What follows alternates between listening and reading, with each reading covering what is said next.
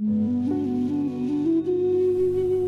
years and 2 months into this Kundalini awakening adventure. And it is still the main and only focus in my life.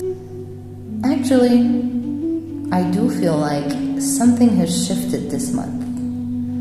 Sometimes I feel like I'm just back to being normal. Hard to explain, but yes, normal. Some days I feel like this whole awakening thing is over. Other days, anxiety is back to be processed and remind me that it is a never-ending journey. Sometimes I'm even tired of listening to collective tarot readings, which had been the main thing in the past 6 months or so. Even the channeled spiritual teachings start to feel like I've heard it all. And I catch myself completely thinking about something else as I listen, but don't pay attention. These channeled messages have been my only true support going through this process the past 2 years. So I am oh so grateful and thankful. But hopefully I'll be ready to take some distance. I never used to be someone who's addicted to her phone before the awakening. Weird, right? I only became addicted to this phone since after the awakening, because of the channeled spiritual teachings. But it will finally be time to move on. After going through all sorts of weird physical symptoms, especially in the last year, it feels like there was no special or intense Ascension Symptoms this month of November. More like a back to normal situation. And that feels weird now. Still being gentle though, and taking care of myself, resting a lot when needed. But I guess that just became the new normal. Feeling good, at peace, sometimes processing bliss energy through my heart, feeling floaty, walking slow, also became part of the norm. So I don't even consider that as symptoms anymore. Maybe I can share one story though. Probably many of you know about the beautiful chantress Seva.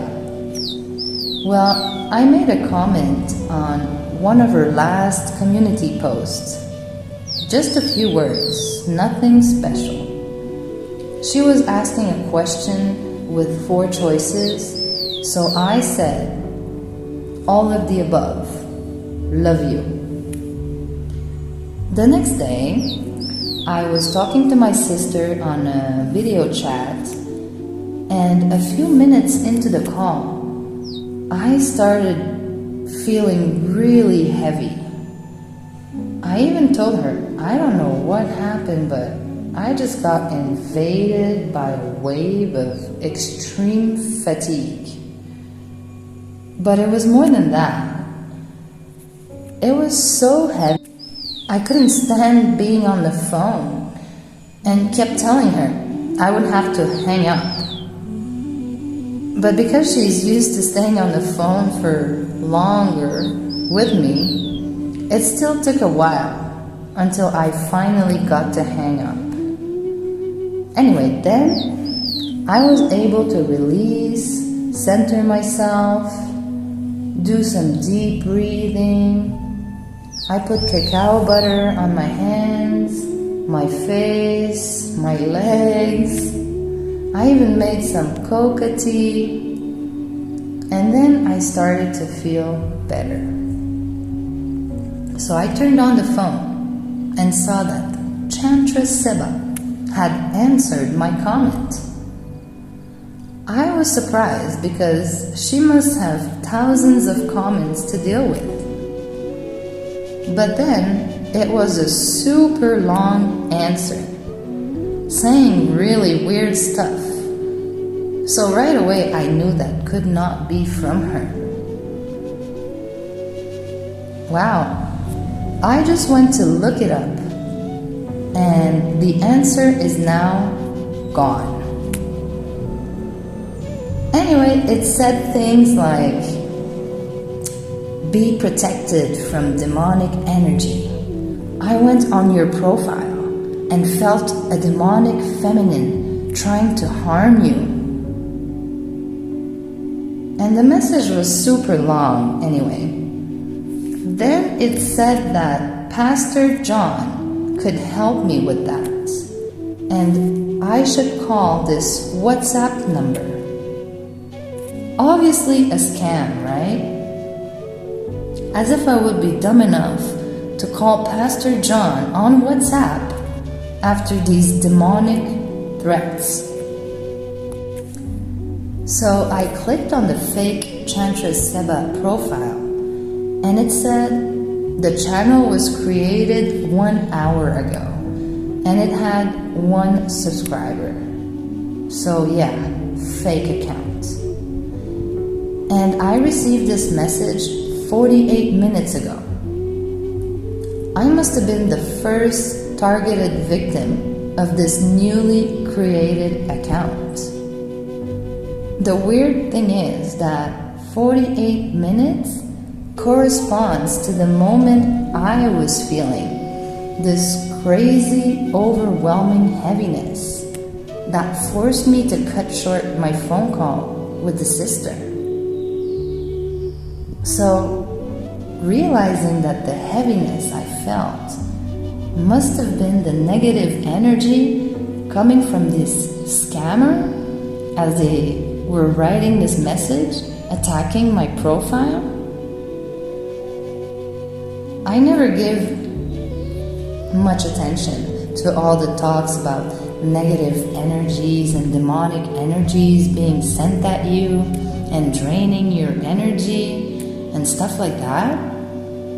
I mean, if you are dealing with a narcissist or an energy vampire or just a negative person, yes, that automatically drains your energy. But to feel it from energies coming from behind the scenes, that is a whole other level. But I do hear that we are energy sponges. And here I got one evidence of that. I mean, there is no real proof that that's what it was. But what a strange coincidence, isn't it? Anyway, I still don't want to focus on this kind of bad energy stories. But now I can be aware of how it feels to be sent bad energies from a distance and recognize the heaviness of it. The good thing is that I was pretty good at coming together with myself and doing the right things to make it pass. Shortly after, I was perfectly fine. The heaviness completely transmuted and onto happily cooking, completely alleviated. So anyway, that's the story. As I am starting to feel more and more, or just a little more at least, confident and empowered with my new awakened state of living, I hope I can soon get going with all the content I've been holding back for this channel, being too shy to talk.